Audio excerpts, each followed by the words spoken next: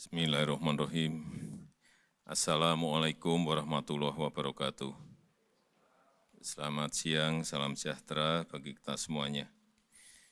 Yang saya hormati para Menteri Kabinet Indonesia Maju, hadir bersama saya Pak Menteri BUMN, Pak Menteri Sekretaris Negara, dan juga Pak Menteri Investasi.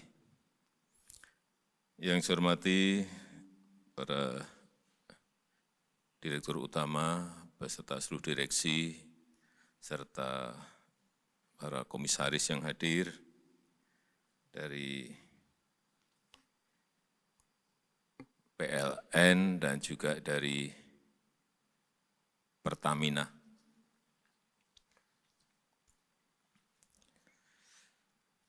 Saya mengundang siang hari ini karena saya ingin memberikan pertama sebuah gambaran adanya perubahan global yang begitu sangat drastis, yang itu ke depan nanti menyangkut tugas Bapak Ibu sekalian untuk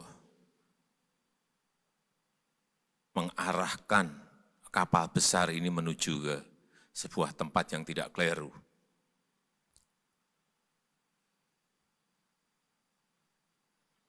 Dan yang kedua, saya juga ingin sedikit mengevaluasi baik mengenai penugasan, dan yang ketiga yang berkaitan dengan investasi. Itu aja mungkin yang ingin saya sampaikan pada siang hari ini. Yang pertama kita tahu baik pembicaraan di G20, juga pembicaraan di Glasgow, di COP26,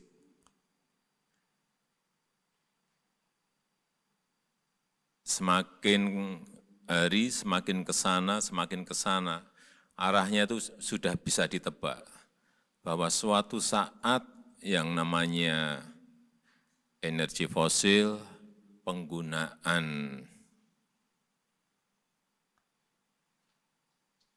mineral fosil itu pada suatu titik akan di-stop. Pada kondisinya adalah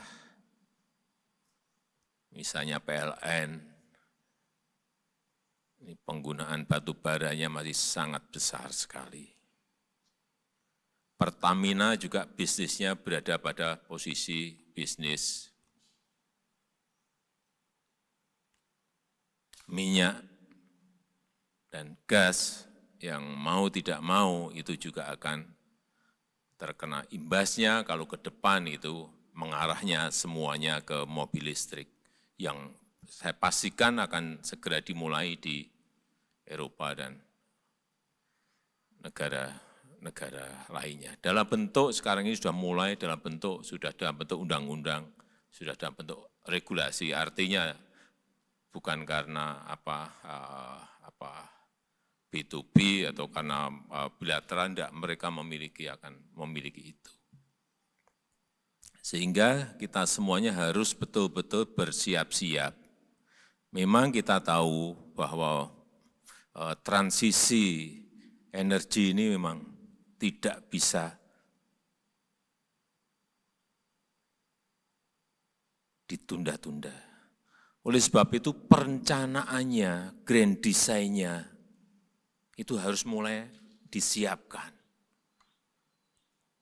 Tahun depan kita akan apa, tahun depannya lagi akan apa, 5 tahun yang akan datang akan apa, 10 tahun yang akan datang akan stop misalnya.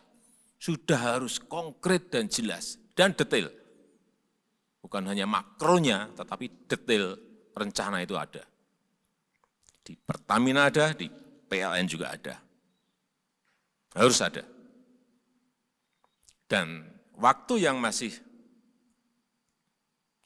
waktu yang masih ada ini, ya gunakan sebaik-baiknya untuk memperkuat fondasi menuju ke transisi tadi. Dan memang untuk kepentingan yang lebih baik untuk anak cucu kita. Jadi mau tidak mau yang namanya transisi energi menuju ke sebuah energi hijau itu harus. Itu udah nggak bisa tawar-menawar. Itu tugas saudara-saudara untuk mencari teknologi yang paling murah yang mana. Tugasnya ke situ dan ini adalah kerja cepet-cepetan. Karena siapa yang bisa mengambil peran secepatnya, itu yang akan mendapatkan keuntungan.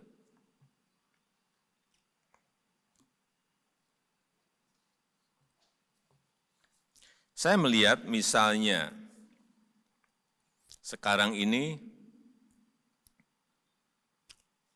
total energy supply itu, angka yang ada di saya, 67% itu disuplai oleh batu bara, coal. Fuel itu 15%, gas 8%. Nah, kalau kita bisa mengalihkan itu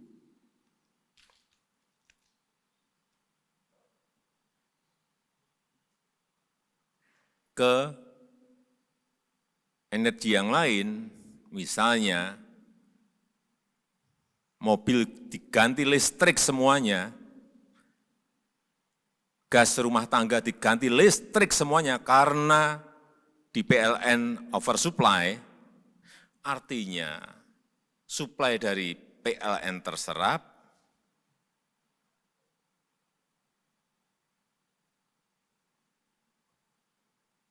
impor minyak di Pertamina menjadi turun. Goal besarnya adalah negara ini akan memperoleh keuntungan dalam bentuk neraca pembayaran kita yang sudah berpuluh-puluh tahun kita tidak bisa menyelesaikan karena problemnya impor minyak kita terlalu besar sekali.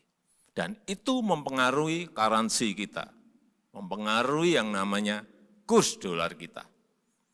Karena setiap bulan Pertamina harus menyediakan, harus beli dolar di pasar dalam jumlah yang tidak kecil, besar sekali. Oleh sebab itu, kenapa kita ingin mendorong yang namanya mobil listrik dan kompor listrik. Tapi problemnya di situ ada. Nah, itu tugas Bapak, Ibu, Saudara-saudara sekalian untuk tahapannya seperti apa. Mana yang bisa cepat, mana yang harus tahun depan, mana yang harus tahun depannya lagi. Larinya ke negara. Kalau ini enggak diselesaikan sampai kapanpun neraca pembayaran kita enggak akan beres. Ini logika-logika itu yang semua kita harus ngerti. Hitung-hitungannya. Bukan hanya khusus untuk PLN sebagai perusahaan BUMN, Pertamina sebagai perusahaan BUMN, enggak. Saudara-saudara ini adalah masih dalam lingkup badan usaha yang dimiliki oleh negara. Jadi artinya kepentingan negaranya ada, meskipun profesionalisme untuk EBITDA-nya agar baik, keuntungannya agar baik, ya. Tapi sekali lagi masih ada beban yang namanya penugasan di Pertamina maupun di PLN.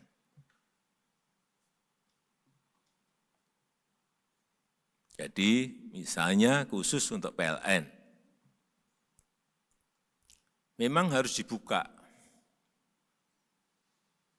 bagaimana transisi energi ini bisa segera dilakukan. Ada target, misalnya tahun ini harus goal 2022 misalnya, karena tinggal sebulan ini kan, tahun 2022 misalnya 5.000 megawatt harus geser dari coal ke bisa hydropower, bisa geothermal, bisa ke solar panel. Silahkan, tapi memang harus sudah ada tahapan-tahapan seperti itu. Tapi juga di sini ada gap, karena ini murah, yang ini agak mahal.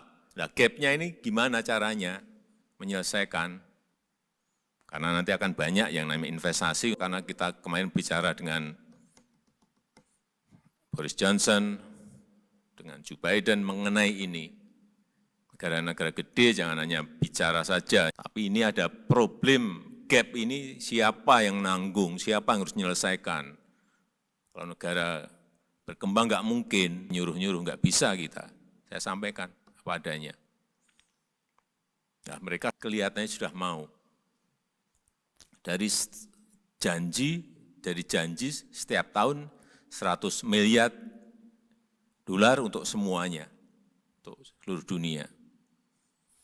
Setiap tahun. Nah, jangannya mau memberikan bayangan angka, tapi duitnya nggak nongol. Kita ngomong belak-belakan saja. Ini yang harus mulai disiapkan. Mana yang bisa digeser ke hidro, mana yang bisa digeser ke geotermal, kemudian mana yang bisa digeser ke surya, mana yang bisa digeser ke bayu, semuanya mulai diidentifikasi dan mulai karena akan ditekan kita. Jangan berinvestasi di Indonesia karena masih gunakan fosil. Jangan beri bantuan ke Indonesia karena masih menggunakan fosil.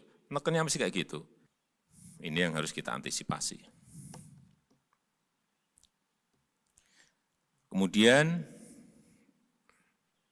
yang berkaitan dengan investasi. Saya melihat sebetulnya investasi yang ingin masuk ke Pertamina, ke PLN ini ngantri dan banyak sekali. Tapi ruwetnya itu ada di birokrasi kita dan juga ada di BUMN kita sendiri. Terus saya ini orang lapangan ya, saya kadang-kadang pengen marah untuk sesuatu yang saya tahu tapi kok sulit banget dilakukan, sesuatu yang gampang tapi kok sulit dilakukan, kok enggak jalan-jalan. Posisi-posisi ini yang harus terus diperbaiki dengan profesionalisme yang Bapak Ibu, saudara-saudara miliki. Setiap penugasan itu harus dihitung konsekuensinya. Bagi PLN berarti tarif seperti apa, bagi Pertamina terutama untuk premium dan LPG seperti apa, dan itu disampaikan transparan dan terbuka. Belak-belakan dengan angka-angka, dengan kalkulasi, dengan hitungan-hitungan. Tapi yang logis, karena penugasan terus, wah mikirnya enggak dicek, enggak dikontrol. Ya itu nanti kalau mau ke sekuritisasi akan ketahuan harganya kemahalan, harganya enggak sulit untuk disekuritisasi. Karena apa itu? Mentang-mentang ada penugasan terus numpang. Ini yang harus kita hindari. Kalau kebangetan ya akan saya lakukan tindakan. Artinya PLN, Pertamina harus menjaga tata kelola dari setiap penugasan yang ada.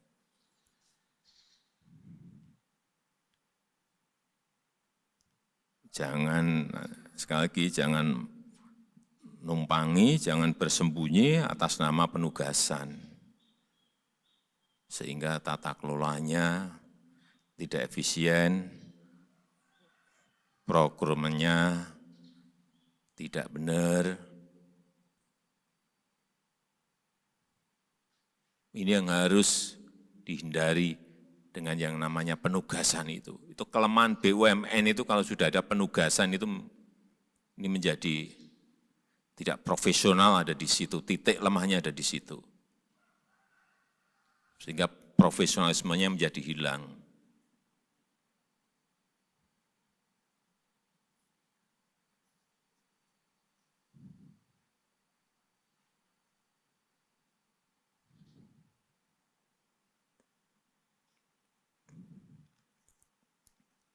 Kembali ke investasi.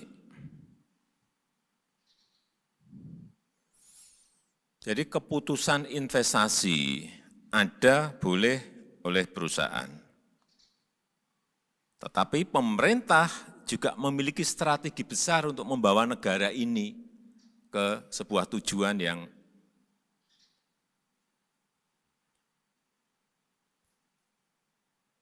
kita cita-citakan bersama.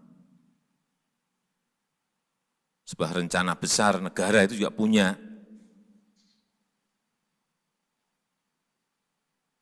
Itulah pentingnya antara profesionalisme dan kepentingan negara, kepentingan perusahaan dan negara ini bisa berjalan beriringan.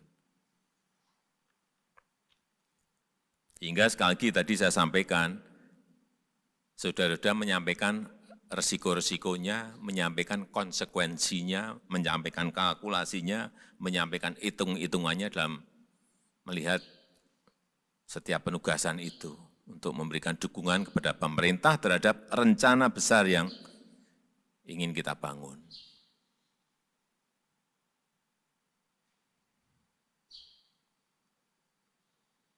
Pertamina tadi sudah saya sampaikan, PLN tadi sudah kita sampaikan.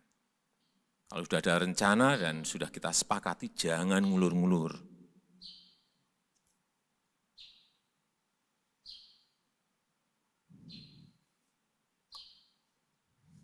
Sekarang ini yang namanya perubahan itu setiap hari berubah, setiap minggu berubah. Penyesuaian itu kadang-kadang cepat sekali. Sehingga meskipun ada rencana besar yang mungkin setiap saat bisa berubah, karena memang dunianya berubah. Teknologi berubah.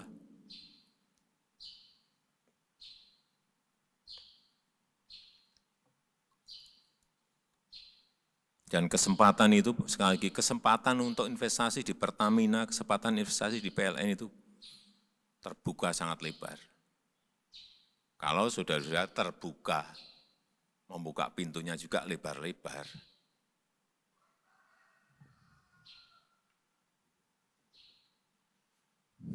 Keterbukaan itu yang saya inginkan. Dan diinginkan oleh Undang-Undang Cipta Kerja. Saya berikan contoh Pertamina misalnya. Sudah bertahun-tahun yang namanya Rosneft itu, di Tuban itu ingin investasi. Sudah mulai, saya ngerti. Tapi Rosneft-nya pengen cepat. Tapi kitanya enggak pengen cepat. Ini investasi yang gede sekali. 168 triliun. Tapi realisasi baru kira-kira 5,8.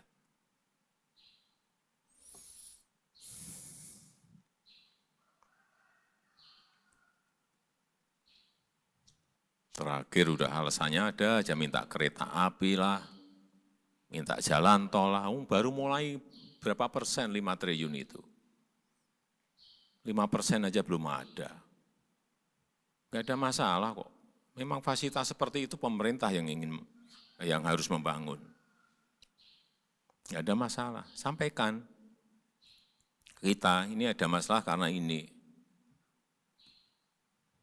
Tapi kan problemnya bukan itu, problemnya comfort zone. Zona nyaman itu yang ingin kita hilangkan. Zona rutinitas itu yang ingin kita hilangkan. Enggak bisa lagi kita. Masih senang dengan comfort zone, udah enggak bisa lagi. Di dekatnya lagi ada TPPI, juga sama. Investasinya 3,8 miliar dolar. Juga sudah bertahun-tahun ini, udah sebelum kita udah ada, kemudian ada masalah. Belum jalan-jalan juga. Saya perintah saya dilantik itu langsung saya ke TPPI loh. Setelah saya dilantik 2014 saya langsung ke TPPI.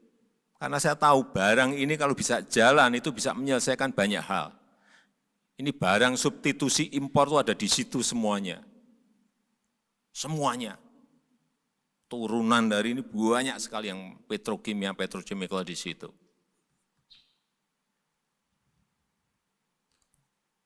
Sehingga waktu Bu Dirut, saya ke sana yang terakhir, Bu Dirut cerita itu ya saya bentak itu karena memang benar. diceritai hal yang sama gitu loh. Bu, enggak. Saya enggak mau cerita itu lagi, saya sudah dengar dari dirut-dirut sebelumnya. Ya saya belak-belakan memang, biasa.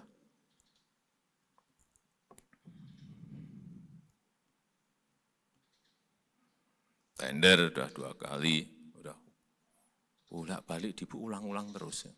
Dan progresnya itu saya ikuti, jangan dipikir saya enggak ikuti. Kita ngerti, 1 dan 2 tadi kita ngerti.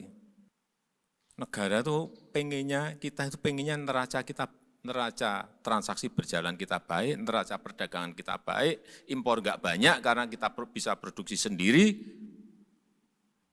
karena kita punya industrinya, kita punya mesinnya, kita punya bahan bakunya, kok enggak kita lakukan malah impor.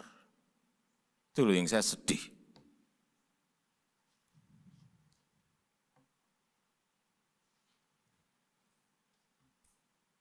Karena nanti yang hilang banyak banget ini dari barang ini jadi, yang hilang akan banyak banget itu.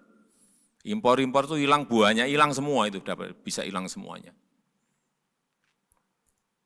Terutama yang berkaitan dengan petrokimia, petrochemical itu banyak sekali. Dan segala turunannya, saya sudah ke TPPI udah turunannya sampai segitu banyaknya, saya geleng-geleng betul. Barang kayak gini nggak cepat-cepat dijalankan. Kalau saya 24 jam penuh saya kerjain agar ini segera jalan, Pertamina dapat keuntungan dari situ, negara dapat keuntungan dari substitusi impornya, kemudian akhirnya neraca perdagangan kita baik, neraca transaksi berjalan kita menjadi baik. Rampung kita, currency kita bisa anjlok kalau ini bisa kita selesaikan. Tidak setiap bulan kita harus nyiapin dolar untuk membayar barang-barang impor tadi. Di PLN juga kembali dulu ke ini dulu, ke LPG dulu. Kalau DME ini bisa, hitung-hitungannya saya sudah dengar, kalau gas itu kan kita berapa? $800. DME ini kalau hitung-hitungannya investor bisa kira-kira 640, tapi Pertamina masih minta 680. Oke, itu negosiasi bisa segera rampungkan. Sehingga kembali lagi kita nggak usah impor gas LPG lagi. Artinya kembali lagi neraca kita akan semakin baik. Kemudian yang berkaitan dengan PLN, masalah transisi energi ke renewable energy, ke energi baru terbarukan. Ya kita ini ditanya oleh dunia, Indonesia itu punya kekuatan yang besar sekali. Geothermal kita punya 24.000 megawatt. Hydropower, kita punya sungai itu lebih dari 1.000 sungai, besar dan sedang, gede-gede semua, lebih dari 1.000. 2 sungai saja, Sungai Kayan di Kalimantan Utara itu bisa kira-kira 13.000 megawatt.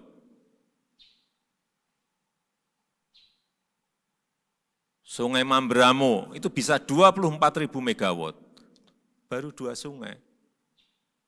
Kenapa kita enggak segera masuk ke sana? Karena investasinya gede, besar. Oleh sebab itu apa? Ya gandeng investor, PLN gandeng. Karena sekali lagi nanti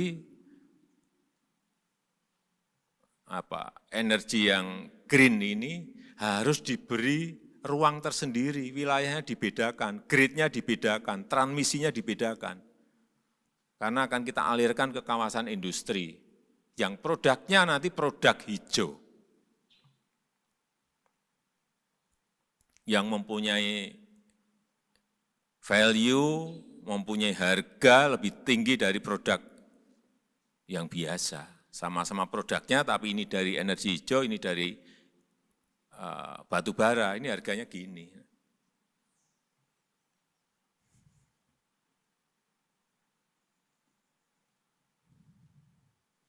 ruang-ruang seperti itu harus dibuka lebar-lebar, Pak Dirut. Buka lebar-lebar. Jangan sampai dipersulit PPA-nya, tapi memang harus dihitung. Sudah kita kelebihan berapa, ini harus tambah berapa untuk selesai tahun berapa, semuanya punya hitungan. Sehingga sekali lagi urusan perizinan PPA, perizinan awal, PPA itu segera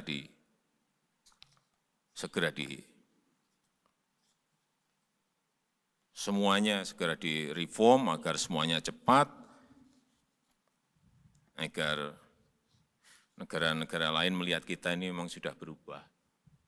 Saya kemarin 2 kali berbeda menteri di Dubai dan Abu Dhabi, Menteri Uni Emirat Arab,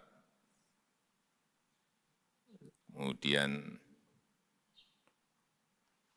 di rumahnya Crown Prince MBZ juga berbicara. Apa yang mereka sampaikan kepada saya, yang saya senang banget. Presiden Jokowi, saya melihat Indonesia sekarang sudah berubah baru.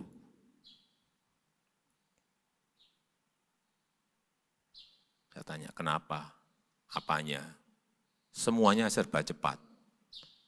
Saya minta ini sehari 2 hari langsung dikerjain. Saya minta ini sehari 2 hari sudah selesai. Beda seperti yang sebelumnya. Yang kita sendiri itu pusing betul itu berhubungan. Baik dengan birokrasi maupun dengan BUMN. Ini jangan sampai persepsi itu nanti runtuh gara-gara